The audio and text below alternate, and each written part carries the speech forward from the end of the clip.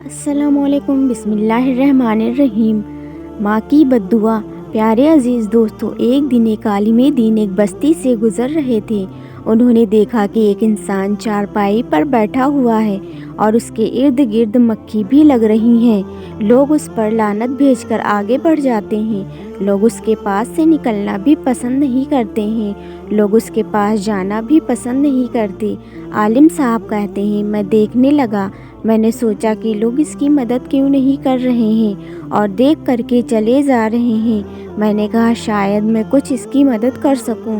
اس بہانے میں اس کے قریب گیا۔ جب قریب گیا تو اس نے کہا، عالم صاحب بیٹھیے میرے پاس، تو میں بیٹھ گیا۔ میں نے دیکھا اس کا پاؤں کٹا ہوا تھا اور اس پر کپڑا پڑا ہوا تھا۔ میں نے اس سے پوچھا کہ آپ کا یہ حال کیسے ہوا؟ اس نے کہا، عالم صاحب ایک بہت عجیب و غریب کہانی ہے۔ اگر آپ میری اس کہانی کو، اس واقعے کو سنیں گے تو آپ بھی روئیں گے۔ وہ عالم دین کہنے لگے، بتاؤ کیا بات ہے جس وجہ سے آپ کا یہ حال ہے؟ اب پوری بات بتاؤ مجھے، شاید میں آپ کی کچھ مدد کر سکوں۔ تو وہ انسان کہنے لگا کہ میں بہت بڑا گنہگار ہوں۔ میں اتنا بڑا گنہگار ہوں کہ میں نے اپنے ہی ماں باپ کے جوتے مارے ہیں۔ جوتے؟ استغفر اللہ۔ اس نے کہا، میں اپنی ماں کا گستاخ ہوں، میں نے اپنی ماں کو جوتے مارے ہیں۔ ایک دن میں گھر میں تھا تو میرے دوستوں نے سنیما ٹکٹ لیا تھا، فلم دیکھنے کے لیے میرے لیے ٹکٹ لیا تھا۔ میں جا رہا تھا، میری ماں نے مجھے روکا، کہا گنڈوں کے ساتھ مووی دیکھنے کے لیے جا رہا ہے، غلط کام کرنے کے لیے جا رہا ہے، تجھے شرم نہیں آتی؟ اللہ کا خوف کر۔ تو کہنے لگا، میں بھڑک گیا ماں پر اور مجھے غصہ آیا۔ میں نے اپنا جوتا نکالا اور اپنی ماں کے مار دیے۔ میں نے اپنی ماں کے جوتے مارنا شروع کر دیے۔ اللہ اکبر! اب ماں کے جوتے مارے نہ تو ماں رونے لگی اور اس نے اللہ کی بارگاہ میں ہاتھ اٹھا دیے اور اللہ کی بارگاہ میں فریاد کرنے لگی، اے میرے رب، اے میرے پروردگار عالم، کیا تو نے مجھے اسی دن کے لیے زندہ رکھا تھا؟ اے میرے رب، کیا تو نے مجھے اسی دن کے لیے یا دن دیکھنے کے لیے مجھے بیٹا دیا تھا کہ آج میں بیٹے کے ہاتھوں سے جوتے کھاؤں؟ یا اللہ، میری زندگی بہت ہو چکی ہے، میں نے اپنے بیٹے سے جوتے کھائے ہیں، مجھے اب برداشت نہیں ہوتا کہ میں اس دنیا میں رہوں۔ یا اللہ، مجھے موت دے دے اور یا اللہ کسی کو ایسا بیٹا نہ دے کہ اس کا بیٹا اس کی ماں کو جوتے مارے۔ وہ آدمی کہہ رہا ہے اور روتا جا رہا ہے کہ میری ماں میرے لیے بددعا کر رہی تھی کہ یا اللہ، جس نے مجھے جوتے مارے، اللہ تو اسے برباد کر دے، اسے ہلکا کر دے۔ یاد رکھیں، جب ماں بددعا کرتی ہے نا، وہ بددعا فوراً قبول ہوتی ہے۔ ماں ایسی ہوتی ہے، اگر اپنے بیٹے کے حق میں اگر دعا کر دینا تو وہ دعا بھی فوراً قبول ہو جاتی ہے، اور اگر بددعا کر دے وہ بددعا بھی قبول ہو جاتی ہے۔ وہ ماں رو رہی ہے کہ میری زندگی بہت میں نے جی لی، مرنا چاہتی ہوں، میں جینا نہیں چاہتی ہوں۔ میرے بیٹے نے مجھے جوتے مارے، کیا اس دن کے لیے میں نے اس کو بڑا کیا تھا؟ اتنا کہہ کر ماں چلی گئی۔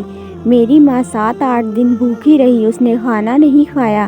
7-8 دن جب بھوکی رہی تو ایک دن اس کا انتقال ہو گیا اور وہ مر گئی۔ میں اس دن رات میں سویا تو میں نے کیا دیکھا کہ میرے پیر میں درد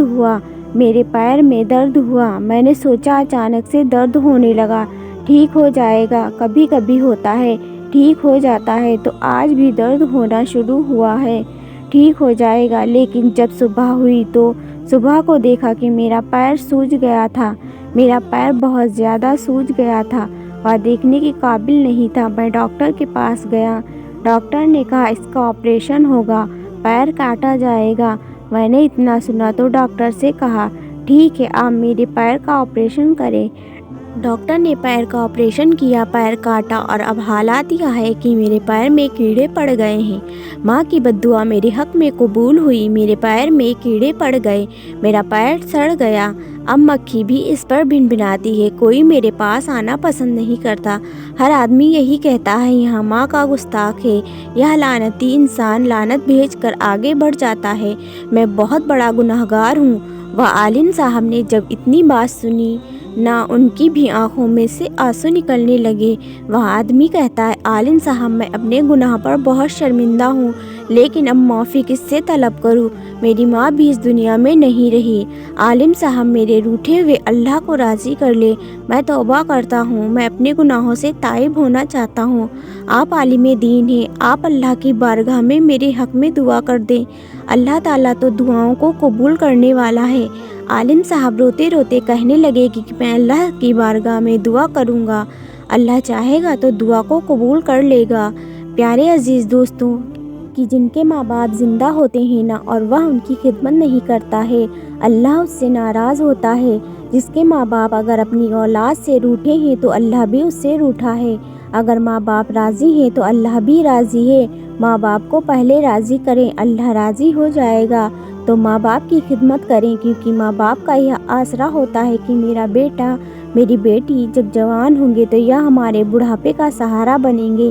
لیکن ان کی امیدوں پر اس وقت پانی پھر جاتا ہے جب اولاد کہتی ہے تم نے میرے لیے کیا ہی کیا ہے، تمہیں کچھ کرنا نہیں آتا، تمہیں سماج کے طریقے سے چلنا نہیں آتا، تمہیں زندگی گزارنا نہیں آتا، تمہیں اس دنیا کے مطابق جینا نہیں آتا، اس ماڈرن زمانے میں جیو، تمہیں کوئی طور طریقہ نہیں آتا۔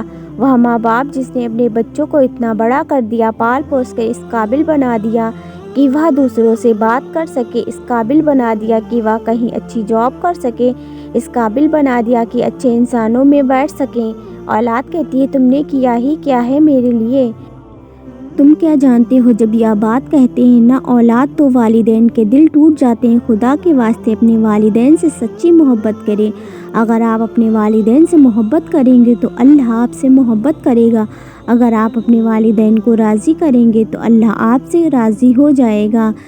آ جائیں اللہ کی بارگاہ میں توبہ کر لیں۔ اگر اپنے والدین سے روٹھے ہوئے ہو تو آج ان روٹھے ہوئے کو منا لیں، ورنہ ٹائم نہیں ملتا، وقت نہیں ملتا، انسان دنیا سے چلا جاتا ہے۔ آ جائیں اللہ کی بارگاہ میں تائید ہو جائیں، اللہ کی بارگاہ میں دعا کریں، اللہ ہمیں نیک عمل کرنے کی توفیق عطا فرمائے، اللہ ہمیں گناہوں سے بچنے کی توفیق عطا فرمائے، اللہ ہمیں اپنے والدین کی خدمت کرنے کی توفیق عطا فرمائے۔